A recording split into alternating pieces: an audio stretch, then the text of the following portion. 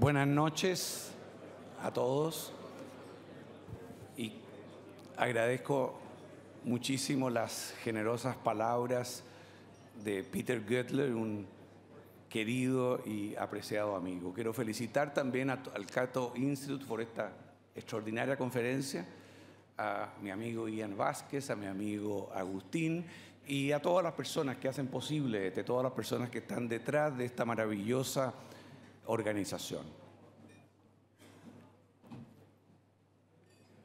Tuve el honor de ayudar al presidente Carlos Menem hace ya 30 años en crear en Argentina un sistema de capitalización individual de pensiones. Lo hice en calidad de amigo y no de consultor de Argentina. Él me llamó, hay aquí en esta sala un exministro del presidente Menem con quien hemos estado recordando esos años 90 en que se soñaba que Argentina podía ser un país desarrollado. Vine en muchas ocasiones, hice muchos amigos y tengo el mejor de los recuerdos de los argentinos y de Argentina. Sin embargo, como todos sabemos, después ese sistema fue desmantelado, creando una crisis económica, social, que se extiende hasta hoy mismo, y ya veremos cómo podría corregirse ese gigantesco error que cometió Argentina. Ahora quiero aclarar algo de entrada. Como no he venido en 20 años, por supuesto, no conozco el detalle de la economía y mucho menos de la política argentina. Por lo tanto, yo no vengo a dar ningún consejo, ninguna sugerencia, ni nada. Sería realmente una falta de humildad creer que se puede llegar a un país y comenzar a opinar sobre el tipo de cambio, sobre el problema de la inflación. Son tremendos problemas, complejos, con alto componente técnico, hemos escuchado en esta conferencia, extraordinarias conferencias. Ese no es mi rol. Yo lo que quisiera, y me lo pidió el Instituto Keito, es compartir con ustedes lo que hicimos en Chile. Y si esas reformas tienen importancia, tienen resonancia, tienen consecuencias para ustedes, ustedes serán a los que les corresponde naturalmente adecuarlas, corregirlas y, si así lo deciden, implementarlas. Yo recuerdo un pasaje maravilloso de un libro de Ayn Rand, El manantial, que se publica mucho aquí en Argentina, en que hay un diálogo entre dos personajes. Uno le está preguntando al otro, por favor, ayúdame, dime qué debo hacer, y el otro personaje le dice, no, yo no puedo manejar tu vida, yo lo único que puedo hacer es contarte mis experiencias, te puedo contar lo que yo he hecho, y si lo que yo he hecho te da fuerzas para después tú hacer lo que debes hacer para florecer y prosperar, que así sea. Esa es mi actitud esta noche, de manera de que si hablo de Chile no es para alabar a Chile porque sí, sino que lo haré en la medida que eso pueda de alguna forma darle fuerza a los que tienen responsabilidades hoy día en Argentina para hacer las políticas correctas que lleven al desarrollo, al progreso y a la libertad. Voy a usar simplemente 4 muy breves diapositivas, porque lo que yo quiero centrarme son las reformas en las cuales me tocó participar. Son 3 grandes reformas: laboral, previsional, minera, y cómo después introdujimos estos principios en la propia Constitución de Chile. Ahora, al final voy a explicar que en Chile hemos tenido un problema los últimos 10 años, ha habido un punto de inflexión, una pausa en este desarrollo, pero que se va a superar y Chile va a volver a tener los resultados que tenía antes.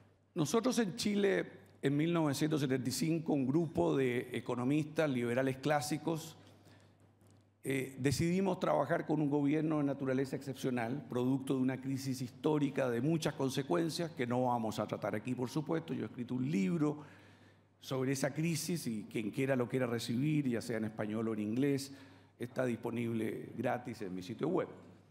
Pero nosotros decidimos hacer una revolución de la libertad en Chile.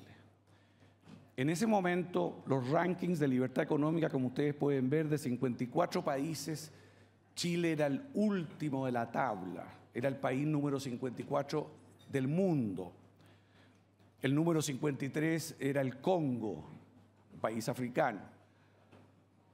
Ese fue el país que nos tocó asumir a nosotros, en condiciones extraordinariamente difíciles, en un mundo difícil, con la Unión Soviética que todavía existía, sin los mercados de capitales maravillosos que existen hoy día en el mundo, sin la innovación tecnológica. Pero nos jugamos por el país porque había un sueño, había un proyecto de hacer de Chile un país libre, democrático y desarrollado. Como ustedes pueden ver, después de 20 años de enormes esfuerzos y probablemente errores, como toda obra humana, logramos que Chile llegara a ser el país número 7 en libertad económica del mundo, por encima de Estados Unidos. Es un país latinoamericano que pasa de ser el último país en la lista a ser el país número 7 en libertad económica. Y si uno saca a Hong Kong y Singapur, que yo siempre discuto que son ciudades-estado, que de alguna manera es distinto, bueno, Chile estaba entre los 5 primeros.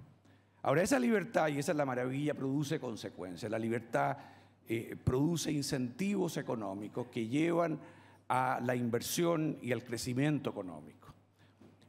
A mí me hizo ser ministro de Estado a los 30 años el hecho de que desarrollé una tesis que la expliqué en televisión, de que Chile podía doblar su tasa de crecimiento histórica de 3,5% al año, que restada el crecimiento de la población entonces de 2%, llevaba a un crecimiento per cápita de 1%. Yo expliqué que un país que crece al 1% per cápita no puede resolver los problemas de la pobreza, de la salud, de la educación, de la infraestructura, gobierne la derecha, el centro, la izquierda o quien sea, que la única manera era doblar la tasa de crecimiento de la economía chilena, de manera tal de que nuestro ingreso per cápita creciera a tasas del 5 o 6% al año y por 20 años. Bueno, lo extraordinario es que eso se logró. Obviamente que hay que explicar cuáles reformas. Yo en aquel entonces expliqué y planteé el proyecto de las 7 modernizaciones que se hicieron en Chile, y eso nos llevó entonces al cohete de mi amigo Peter Goethler. Este es un gráfico extraordinario porque economistas de la Universidad Católica han calculado el PIB per cápita de Chile desde la independencia, en 1810. Probablemente estimado, por supuesto, con carta de los españoles, de cómo vivían, en fin, construyeron una serie de 1810. Y como ustedes ven, el crecimiento de Chile mediocre, 2-3% durante casi 200 años. Y en 1975, que es el momento en que este grupo de liberales clásicos, que podrían haber sido el Cato Institute, entran al gobierno no para conseguir cargos o privilegios o para postularse después a cargos, sino que para cambiar Chile y crear la libertad. Se produce un crecimiento extraordinario, se produce lo que los chilenos llaman, la verdad, el cohete, porque yo lo muestro en televisión, un crecimiento por 20 años de 7% al año promedio. ¿Y qué produce eso? La primera consecuencia es que la mitad de la población que vivía en la pobreza y que todos los políticos decían que le iban a solucionar el problema si votaban por ellos, por supuesto, pero no lo habían hecho por 100 años, porque el país no crecía y no se puede resolver la pobreza si un país no crece.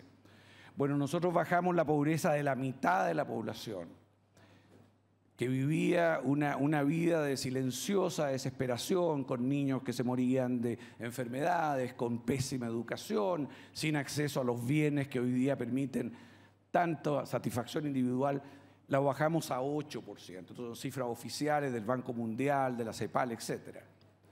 Entonces, yo he llamado toda esta tesis, este sueño que planteamos. Nosotros queríamos derrotar la pobreza, pero no como lo hacen los socialistas, como intentan hacerlo los socialismos y nunca lo logran, con la planificación central y con el Estado, sino con la libertad. Entonces nuestra regla es derrotar la pobreza con la libertad. Y eso sucedió en Chile, eso pasó, eso ocurrió. Son reformas que llevaron a eso. Ahora algunas personas han querido criticar diciendo, bueno, pero alguien se hizo rico en todo este proceso, alguien creció su ingreso. Bueno, la libertad produce obviamente éxitos y no hay nada de malo en eso. Aquellos que fueron más innovadores o que cogieron los sectores exportadores correctos o que incluso a veces la suerte, obviamente que pueden sus ingresos crecer más y eso es imposible en una sociedad libre impedirlo, ni siquiera es conveniente impedirlo porque son los incentivos los que mueven el crecimiento. Pero miren lo que pasó. Los pobres de Chile aumentaron sus ingresos a una tasa que es el doble que las personas de mayores ingresos. Esto es un cuadro extraordinario hecho por un ministro de la presidenta Bachelet, de izquierda, que además tiene que ver hoy día con el Fondo Monetario Internacional, Rodrigo Valdés, creo que viene Argentina. O sea, esto es un gráfico publicado en un artículo de una persona que quizá en ese momento no estuvo con nosotros en el sistema económico. Pero esto prueba, y esto es un enorme éxito de Chile, de que precisamente se logró ese objetivo. Bueno, pero lo más importante, y este es el corazón de mi conferencia, yo quiero explicarle qué hicimos. Bueno, una primera reforma que la cual fue responsabilidad de mi colega, el ministro de Hacienda, fue la apertura total al exterior. Chile era el país más proteccionista de América Latina. Pertenecíamos a un grupo que se llamaba el Pacto Andino e intercambiábamos refrigeradores malos por cocinas malas y lo llamábamos comercio internacional, pero era un comercio internacional detrás de enormes barreras arancelarias y pararancelarias. Nos retiramos del Pacto Andino porque el Pacto Andino no quiso integrarse al mundo. Nosotros sabíamos que la manera de que los sectores exportadores podían encontrar sus verdaderas ventajas comparativas era abriéndose al mundo, sin temor a la competencia. Tenemos enormes recursos naturales, capital humano, y nos atrevimos a ir en esa dirección y llegamos a ser virtualmente el país más abierto del mundo. En Chile virtualmente hoy día hay libre comercio. Creo que existe un arancel nominal de 2 o 3%, pero tenemos tantos tratados de libre comercio con Estados Unidos, con la Unión Europea, con China, que realmente el arancel efectivo es cercano a 0. Y al mismo tiempo liberamos todas las trabas de importación. O sea, creímos en Chile. Yo recuerdo nos decían, pero ¿cómo vamos a dejar a los chilenos traer autos japoneses? ¿Con qué los vamos a pagar? Bueno, hoy día todos los autos de Chile se pagan con exportaciones solamente de cerezas, por ejemplo. Solamente las exportaciones de cerezas permiten pagarle todas las importaciones de excelentes autos que los chilenos pueden escoger de cualquier país del mundo, con los aparatos modernos, con las aplicaciones modernas, con la electromovilidad, con lo que fuera. Creímos en el comercio internacional, en el libre comercio, y resultó ser una extraordinaria política económica. Pero pasando de eso a las reformas concretas, la primera fue la gran reforma laboral. Nosotros teníamos centrales sindicales de enorme poder que vivían de contribuciones obligadas de los trabajadores, que negociaban a nivel nacional, que usaban la huelga salvaje en cualquier momento, por cualquier motivo, para boicotear el crecimiento económico y básicamente detener, bloquear reformas importantes. Entonces, para poder hacer muchas reformas posteriores, había que desbloquear el poder de esas centrales monopólicas sindicales. Y para eso hicimos toda una reforma cuyos principales puntos son que establecimos la negociación colectiva dentro de la empresa. La negociación colectiva es un mecanismo para que los trabajadores puedan ganar su productividad. Y esa productividad se ve al interior de la empresa, no se ve en negociaciones nacionales en que operan factores políticos y sociales totalmente distintos. En Chile, desde hace 44 años, hay libre negociación colectiva, libre sindicalismo, pero es en cada empresa. Y eso ha llevado al incremento de remuneraciones según la productividad, lo cual entonces no produce ni desempleo ni inflación. Eso es un pilar que se mantiene hasta hoy, 44 años después de esta ley, ese pilar se mantiene. Y la otra es una total despolitización del movimiento sindical. Una vez que uno lo lleva a nivel de la empresa, los trabajadores operan de forma totalmente distinta con su empleador que cuando tienen que negociar con una confederación de empresarios, en que generalmente terminan los senadores, los congresistas, naturalmente siendo llevados a involucrarse, ya sea porque las huelgas dificultan la economía. Sin embargo, la negociación colectiva por empresa y la huelga regulada dentro de ella, en una economía abierta al exterior, está disciplinada por el mercado. Si un sindicato de una empresa intenta peticiones exageradas, es el propio mercado, la competencia, las importaciones las que lo disciplinan para que obtenga su productividad, y por eso es que los pobres han subido su ingreso, pero sin producir desempleo o inflación. De manera tal de que lo que se llamó el plan laboral fue un elemento central, un pilar de la estrategia chilena. Mucha gente decía, esto no va a durar, esto se va a eliminar después. Yo creo en el poder de las ideas tienen consecuencias. Esta reforma que tuvo la oposición de muchos sectores políticos cuando la hicimos, sigue hasta hoy día, porque funciona bien, porque lleva aumento de salario de acuerdo a la productividad y porque nos ha permitido bajar la inflación en tiempos normales a un 2-3% anual. La segunda gran reforma, y esa es conocida acá, es que creamos el sistema que yo llamo de capitalización individual. Nos dimos cuenta que el sistema de reparto en que los trabajadores contribuyen y ese dinero se usa de inmediato para pagar a los jubilados, creado por el príncipe Otto von Bismarck en el siglo XIX, estaba condenado a la quiebra en todo Occidente por razones demográficas. Cada vez hay una tasa de fertilidad menor, cada vez vivimos más tiempo. Un sistema de reparto no puede existir con esas mega tendencias demográficas. Y además de la tendencia demográfica en nuestros países latinos y europeos, no en Estados Unidos, el sistema se presta para todo tipo de abusos, porque es un sistema en que todo el mundo intenta minimizar lo que contribuye y maximizar lo que obtiene, rebajando la edad de jubilación, buscando pensiones de privilegio y otros mecanismos. Es un sistema en que todos los incentivos conspiran contra el equilibrio del sistema. Y es porque el beneficio de la pensión no depende en forma estricta del aporte del trabajador. Entonces, la idea nuestra, la verdad que fue muy sencilla. Dijimos, si ese es el error estructural, haber quebrado el lazo entre contribución y pensión, en el fondo entre aporte y beneficio, bueno, hay que restablecerlo. Y establecimos un sistema en que la clave es que la pensión, el nivel de beneficio, depende del ahorro acumulado durante una vida de trabajo. Como los trabajadores no pueden generalmente ahorrar extra dados sus gastos, le permitimos que el aporte al Estado que pagaban antes lo pusieran en una cuenta individual de ahorro. Entonces cada trabajador chileno tiene una cuenta de ahorro, y si trabajan los 35, 40 años que se requieren en este mundo de alta expectativa de vida, ese trabajador va a recibir una pensión adecuada a sus necesidades, especialmente porque este sistema le permite a los trabajadores beneficiarse de lo que Einstein llamó la fuerza más poderosa del universo, que es el interés compuesto. Los empresarios, los inversionistas siempre han conocido el interés compuesto, el hecho de que si uno ahorra y mantiene el ahorro en la cuenta, el fondo crece de manera exponencial, porque son intereses sobre intereses sobre intereses por 40 años.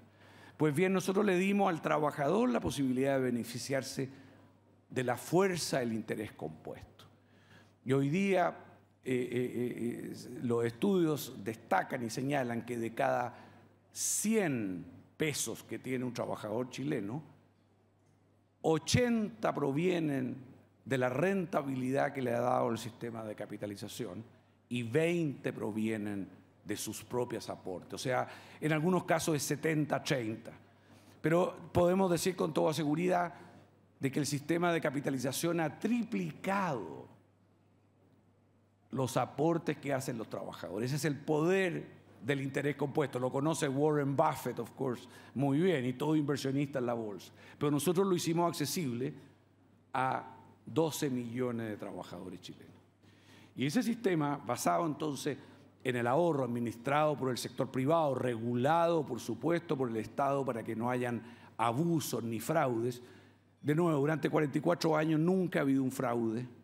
Nunca, y eso que el dinero está ahí, hay 200.000 millones de dólares, 70% del producto de Chile en los fondos de pensiones, y son manejados profesionalmente por empresas privadas y han creado un mercado de capital extraordinario en Chile. Hace poco alguien tuiteó de que Argentina virtualmente no tiene crédito hipotecario. Si no tiene crédito hipotecario, ¿cómo los jóvenes pueden comprar una casa, un departamento? En Chile el crédito hipotecario explotó al punto de que se daban préstamos a 30, incluso 35 años, a tasas de interés de 2% por encima de la inflación.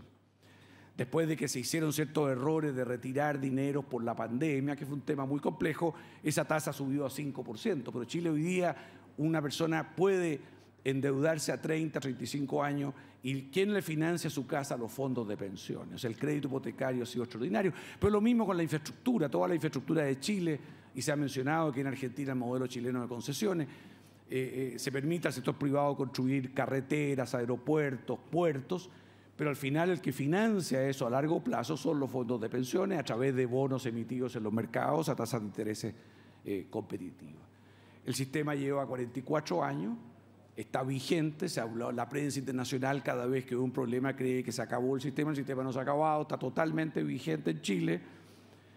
Tenemos hoy día lamentablemente un gobierno muy confundido que intentó derogar la ley fundacional del sistema que se llama el Decreto Ley 3500, hace un año fue totalmente rechazado en el Congreso. Por otra parte, el hecho de haber transformado de hecho a cada trabajador en un pequeño propietario fue crucial hace 2 años cuando en medio de la confusión se intentó crear una nueva constitución en Chile, desde una hoja en blanco se llamó. Y todo el mundo creyó que se iba a cambiar la Constitución, nacida en un momento histórico excepcional, lo cual ayudaba al discurso de cambiarla. Sin embargo, el gobierno cometió el error enorme de no querer garantizar en la Constitución la propiedad de los fondos de pensiones. La verdad es que ellos soñaban con hacer algo similar a lo que había hecho nuestro país vecino y expropiar no 30.000 millones, sino que 200.000 millones de dólares. Sin embargo, la sociedad civil en Chile se movilizó, se energizó, se creó un movimiento llamado Con mi plata no, Not with my money, en que llamamos a cada trabajador chileno a movilizarse, no por Vietnam o por Ucrania, sino que por sus fondos de pensiones. Y ese movimiento fue tan fuerte que llevó, se dice que es la principal causa, al rechazo del proyecto de nueva Constitución en Chile. Salvamos la Constitución actual gracias a este error de que no quisieron garantizar la propiedad de los fondos de pensiones. ¿Pero por qué? Porque cada trabajador, tal como lo soñamos hace 40 años, es un propietario. Entonces podrá equivocarse en las elecciones, que son temas complejos, en que juegan las personalidades, las emociones.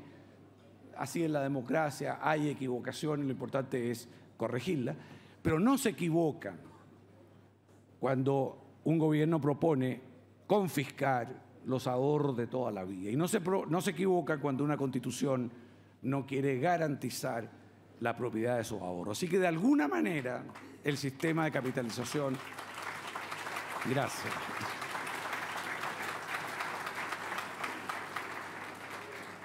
Ha salvado a Chile de ese movimiento, ya tenemos la misma constitución estable que no se va a cambiar y nos aprestamos en 2 años más a tener un gobierno partidario del modelo económico, con lo cual el milagro chileno que se extinguió por estos 10 años va a volver con mucha fuerza. Y finalmente, y rápidamente, la minería. Lamentablemente nosotros tuvimos un presidente que confiscó las minas norteamericanas sin pago, pero para poder hacerlo en un país legalista como Chile, cambió la Constitución y eliminó el derecho de propiedad minero. Entonces, 10 años después en Chile sobrevivía la cláusula constitucional de que el Estado era dueño de manera absoluta, imprescriptible, perpetua de todas las minas, en todas las formas. Y por lo tanto no venía ninguna inversión al sector más rico de la economía chilena, que es la minería. Es como que Arabia Saudita hubiera prohibido explorar petróleo. Me correspondió buscar una solución sin poder cambiar la Constitución, que ya estaba aprobada. Desarrollamos una interpretación creativa, creamos un derecho de concesión tan fuerte como la propiedad y finalmente tenemos hoy día 200.000 millones de dólares de inversión en minería. Chile hoy día tiene las 2 minas de cobre más grandes del mundo, La Escondida y Collahuasi. Y le acabo de leer precisamente a Agustín hace poco que decía: Chile exporta 60.000 millones de dólares en minería y Argentina 3.000, cuando tenemos la misma cordillera, suponemos que Dios puso mineral en ambos lados, no tendría por qué ser chileno ni argentino. Por lo tanto, ustedes pueden tener quizá una riqueza enorme en su cordillera, como la tenemos nosotros, no solamente en cobre, en litio, en oro, en cobalto, en molibdeno, pero la clave es tener derechos de propiedad sólidos. En Chile, desde que hicimos esa reforma, y me tocó explicarla por el mundo entero a 100 empresas mineras que entendieron el concepto de la concesión plena, como digo, ellos confían de que la propiedad en Chile está garantizada. Y en 44 años nadie ni siquiera se ha atrevido a tocar a una empresa minera chilena. Ahora, finalizamos estas 3 grandes reformas y justo en ese momento estábamos haciendo una nueva constitución. Por supuesto, una constitución tiene toda una parte que es el aparato del poder que James Madison y sus compañeros describieron también en el Federalista. Nosotros, esa fue una tarea distinta. Pero lo que hicimos los economistas fue colocar en la Constitución un verdadero estatuto de derechos. La Constitución americana lo tiene, el famoso Bill of Rights. Nosotros fuimos más lejos y pusimos los principios claves de esto. No una política económica, no una manera de dirigir la macroeconomía, de ninguna manera. Eso no puede estar en la Constitución. Pero sí un derecho de propiedad privada invulnerable, un derecho a la elección en previsión, un derecho a la elección en salud, la prohibición de colocar un carné sindical, una obligación de cotizar a los sindicatos. Todo eso está en la Constitución chilena. Y por eso que querían cambiarla, pero no se pudo cambiar y ahora va a estar por décadas de esa manera. Por lo tanto, estas 4 grandes reformas las pudimos hacer y han cambiado Chile. Ahora inmediatamente, lo que me pasa siempre a mí en todo el mundo, yo vivo dando conferencias, me dicen hasta en este momento hay alguien que dice que buenas ideas, pero imposible aquí. La mayoría de los países tiene como lema nacional no se puede hacer. Yo creo que es un lema de los Borbones que nos heredaron, el no se puede hacer. Yo personalmente creo que todo se puede hacer con esfuerzo, con honestidad, con coraje. Bueno, en el caso de la capitalización individual, tuve que sufrir el no se puede durante 10 años cuando ningún país todavía seguía a Chile. Y obviamente era todavía un experimento. Entonces, entre el año 80 que hicimos esta reforma, el 4 de noviembre de 1980, el mismo día que Ronald Reagan fue elegido presidente de Estados Unidos por primera vez, el 4 de noviembre de 1980. Bueno, durante 10 años era muy difícil explicarle porque no se puede. Bueno, hoy día, este es un gráfico que hace una federación de pensiones, no yo, tenemos 46 países en el mundo. He estado en cada uno de ellos, por supuesto, y he ido a la ópera en cada uno de ellos, porque me gusta mucho la cultura del país, hay que entrar a la cultura. 46 países han implementado el modelo chileno parcial o totalmente, pero países desarrollados, por ejemplo, como Australia, tienen se llama ya el Superannuation System, que funciona extraordinariamente bien. Suecia, Estado de Bienestar, tiene cuentas individuales de 2,5%.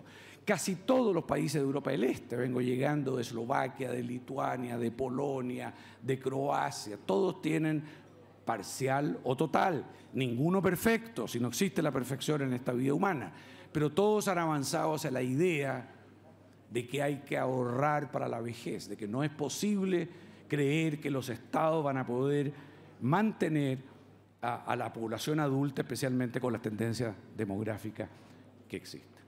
Así que permítanme terminar diciendo, estos temas son extraordinariamente difíciles. Cuando alguien me dice, bueno, pero eso es difícil, por supuesto.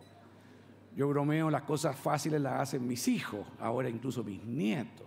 Yo dedico solo lo difícil, eso es lo hermoso de la vida, hacer reformas complejas, pero se pueden hacer. Y espero que eso le dé fuerza a este país en este momento.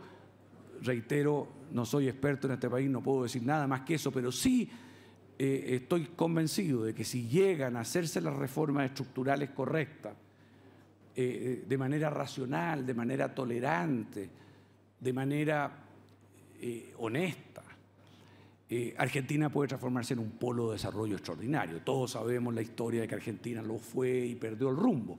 Bueno, si Argentina logra hacerlo, y como digo, en Chile en 2 años más vamos a superar 10 años en que la clase política se confundió y no se atrevió a defender estas ideas y por eso nos paralizamos por 10 años. Pero el modelo chileno está firme, todas esas reformas están en su lugar.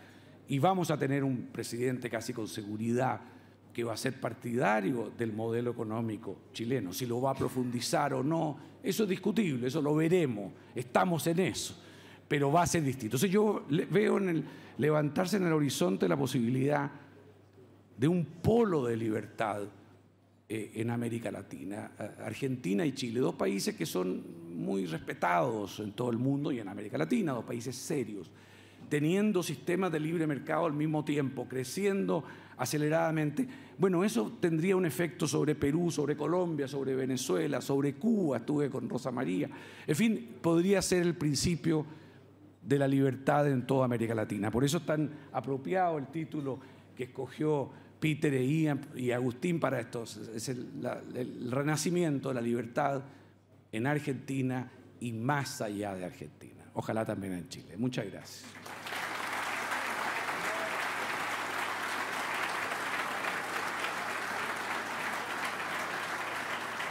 Muchas gracias.